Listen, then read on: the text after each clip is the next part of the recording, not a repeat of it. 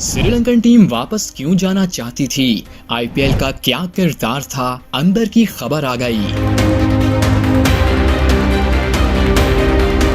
بھارتی ہاتھ سے انکار نہیں، سری لنکن ٹیم کے واپس جانے کے اندیے کے پیچھے آئی پی ایل کا کیا کردار رہا؟ محسن نقوی نے کیسے انڈینز کو پھر شکست سے دوچار کیا؟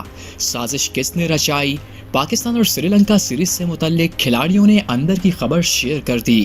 Chairman cricket board Mohsin Naqvi کی سری لنکن کرکٹ ٹیم سے ملاقات کی اندرونی کہانی سامنے آ گئی۔ ذرائع کے مطابق 90 منٹ تک جاری رہنے والی ملاقات میں محسن نقوی نے سری لنکن ٹیم ممبران کے تمام تحفظات دور کیے۔ میڈیا رپورٹس کے مطابق ذرائع کا بتانا ہے کہ محسن نقوی نے کھلاڑیوں کو بتایا کہ وہ ذاتی طور پر تمام کھلاڑیوں کی سیکیورٹی کو سپروائز کریں گے۔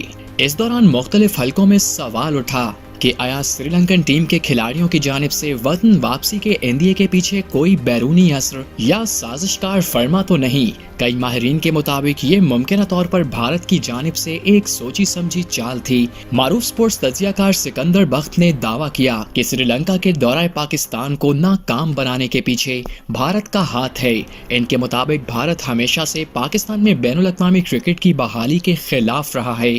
سپورٹس جرنلسٹ عبد الماجد بھٹی نے کہا کہ بظاہر ایسا محسوس ہوتا ہے کہ سری لنکن ٹیم کے ابتدائی فیصلے کے پس منظر میں بھارتی اثر موجود تھا، کیونکہ جن کھلاڑیوں نے وطن واپسی کا عندیہ دیا ان کے روابط انڈین پریمیئر لیگ آئی پی ایل سے جڑے ہیں۔